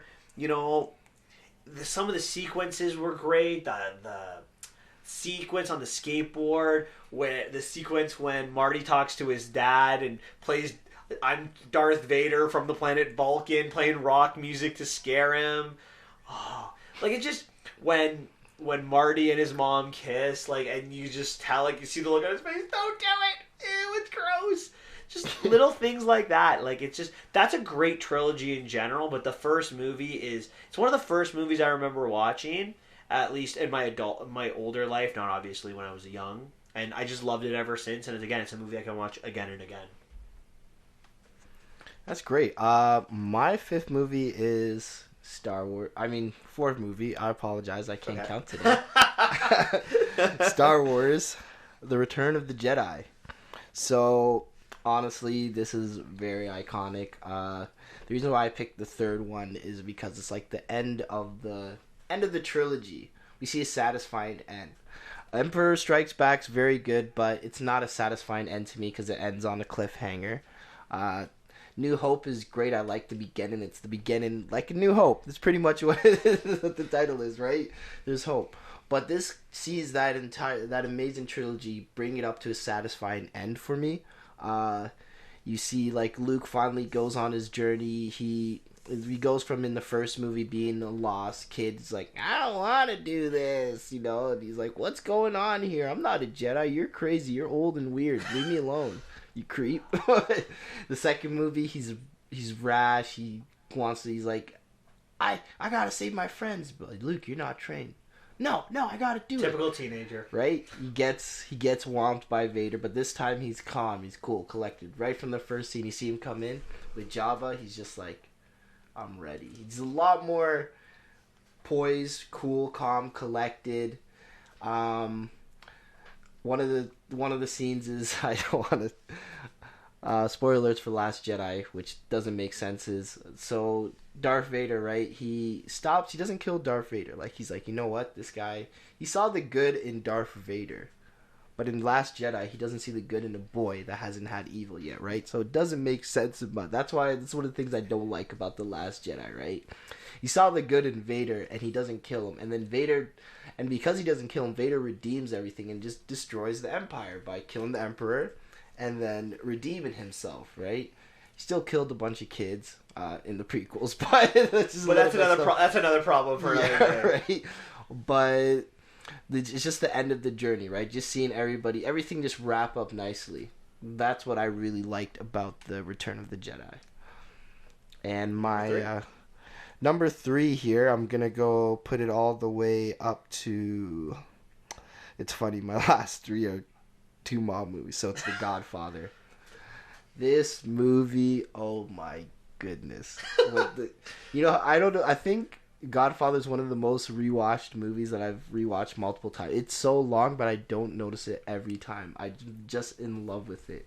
Just Michael Corleone, Sonny Corleone, the Don Corleone, right? Just the lines are just so classic. What's your favorite line from it? I'll make him an offer he can't refuse.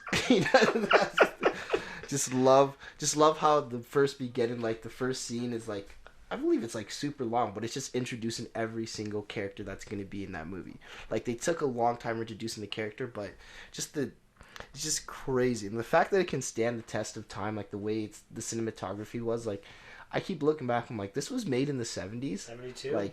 Like, early 70s, not even late 70s, right? This is made in 72, and it just looks phenomenal still. And just the way everybody acted, just Al Pacino on point. Like, one of my favorite scenes is just Sonny, like, the scene where Sonny Corleone gets gunned down. I know it's sad, but I really like that scene because it just shows you, like, the dangers of mob and, like, the fact that you can get betrayed just so easily, right? And then at the end where Corleone just pulls off the greatest plan ever, right? It's just honestly phenomenal. I freaking love The Godfather. It's the best mob film of all time, but it's not my favorite mob film of all time.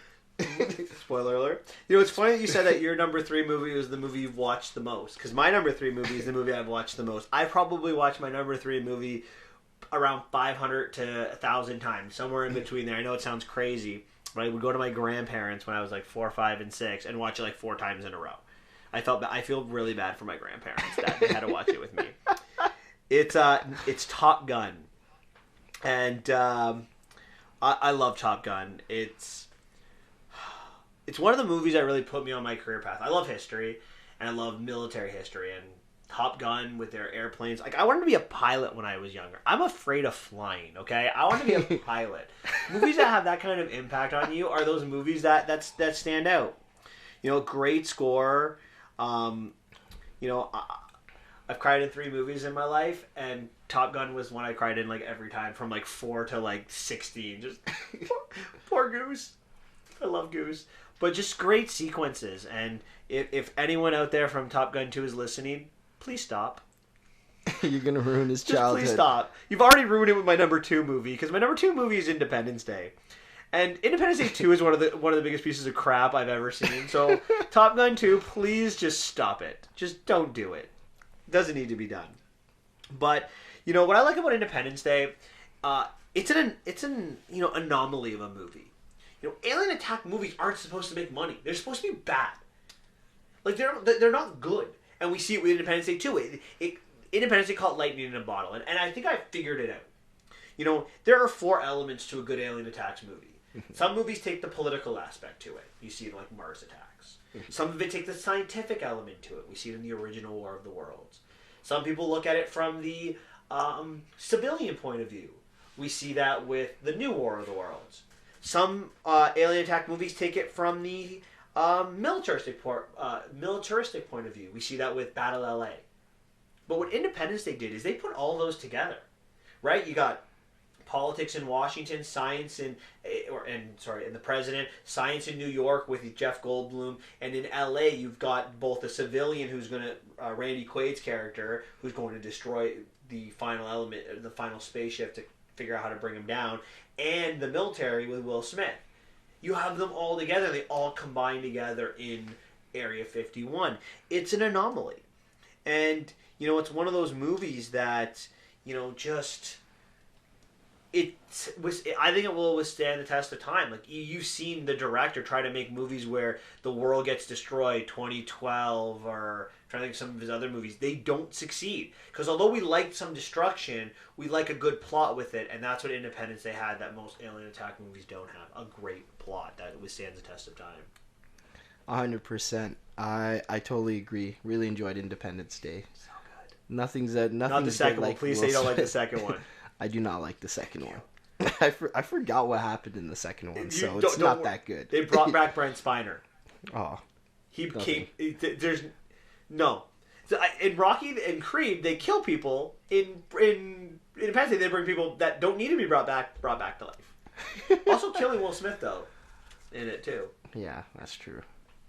My number 2 is The Goodfellas, which is my favorite mob movie of all time. So mob movies are one of my guilty pleasures, right? So I like The Goodfellas. It's just excellent performances from Joe Pesci and Robert De Niro. Just really enjoyed that whole aspect. Just the line. My favorite line is from the start. As long as I could remember, I always wanted to be a gangster. Just love that line. Just from right then and there, I just fell in love with just the aspect, the story, the cinematography, just everything. I just have to read. The thing is, I watched it only 3 times, and I want to watch it more. I just saw it on Netflix. I'm like, what is this? I'm like, this is great. Let me just watch more of this. Give me more of this. It's just wonderful. I know it's not your favorite movie. I actually do not really like The Goodfellas. Don't judge me too hard. I love Casino, which I think is better. Casino's good too, but I don't know. Goodfellas is just on top. I don't top know why. for me. It's you know what? Go ahead, kick it. And your number 1 movie for the audience watching. My number 1 movie. So, if you guys are paying attention, I am a comic book nerd. My number 1 movie of all time, based on nostalgia, bias, everything, is the first Avengers. Okay. Ooh, good choice. Love the it. First, thank you. The first Avengers. The reason for me is the performances are great. We all know that. You've touched on everything, but for me, like being a kid that just read comics, I never would have think that we would get to this point. Like the fact that we have all these characters that I love. Like I loved Cap, I loved Hulk, I loved Iron Man, loved Hawkeye. Even though nobody thinks Hawkeye is good, I think Hawkeye is great. But just to see that on the feed, that's what started it all. And then if it wasn't for that first Avengers, we wouldn't have Infinity War, which almost made it on the list. I was debating whether to put Infinity War or Avengers, but if it wasn't for Avengers, it laid the true groundwork for what we have now, which is sorry. And I would say more importantly for you, if it's not for the Avengers, your favorite superhero, Spider-Man, probably doesn't come into the MCU because Sony probably doesn't give up on their hope of making a good Spider-Man movie. 100%, right? They were able to. The reason why of that success was they got Spider-Man, and I love love Spider-Man, and Especially Tom he's- Holland. and Tom Holland as Spider-Man is Spider-Man to a T. I don't know what they did, but that was I'm like the quibs. He played Peter Parker perfectly and Spider-Man perfectly. Like in Amazing Spider-Man, Andrew Garfield played a good Spider-Man, but he did not look like Peter Parker to me at all. I'm like, this guy's too cool. What the hell, he's skateboarding? Okay, no, instantly not into it. Tobey Maguire played a good Peter Parker, but Spider-Man, no. Just no, I'm sorry, Toby, just not for you, buddy. He but was you also played like 30 years old when he put on Spider-Man's mask. yeah. So he wasn't doing it. But like Tom Holland, perfect to a T. He just has the quips, everything. It's just wow. I was just shocked. I almost went into tears because I was just like, they finally got Spider-Man right. I was there. He was crying. Don't let him say he almost got to tears. He was crying. Like, thank you. So you're Thank just you, gonna Marvel. embarrass me on the internet like that? You know this is on here forever. Yeah, so I know. Hey, thank you. Hey, I appreciate that. Yeah, you're welcome. You're welcome. You told them I ran into a kid and knocked all his popcorn down. True. That's probably worse. 100%. I'm not gonna lie. That is definitely true. What's your number one? My number one has been my number one movie since 1993. Those of you who know movies well probably know where I'm going with this. And it's not the depressing 1993 Steven Spielberg one. It's the other one. The action-adventure one. It's the first movie I remember seeing in theaters. And I saw it twice. And it's the movie that, again, helped put me on my career path. It has dinosaurs in it. My number one movie is Jurassic Park. I can't say enough good things about it. Characters, plot, story, the way it's written, everything about it's so good. And it's withstood the test of time.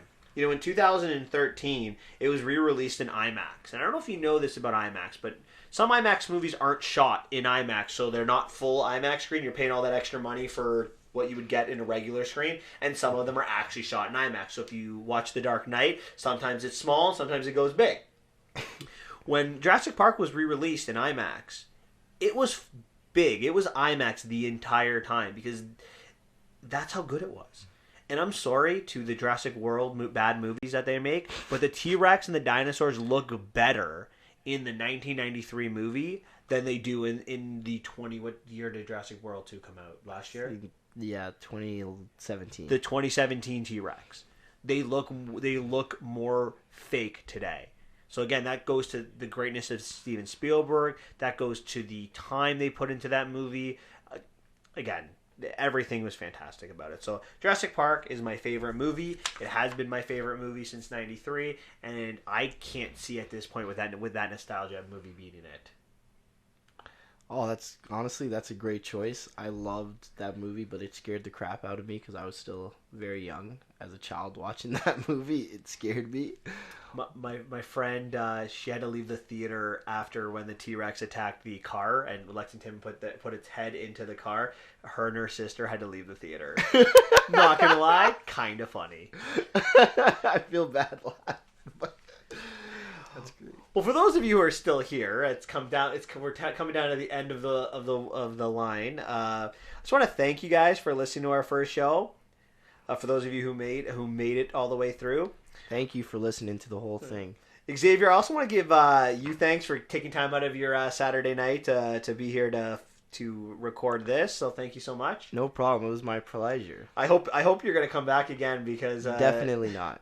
Definitely not. This is the wrong decision. Wrong decision. In my life. Oh, that's unfortunate. All right. Well, I rescind any invitation to come back in the future. I'm only here because I make bad decisions. Well, then you'll be back again because you'll make another bad one. Fair enough. I also want to send a thanks to Dave, who's producing this. Not only is he producing this, he set it all up. He came up with the music. He's directing. Yeah, he's doing everything. We're just the faces. He's the magic behind it. So thanks, Dave. He's giving a thumbs up back there.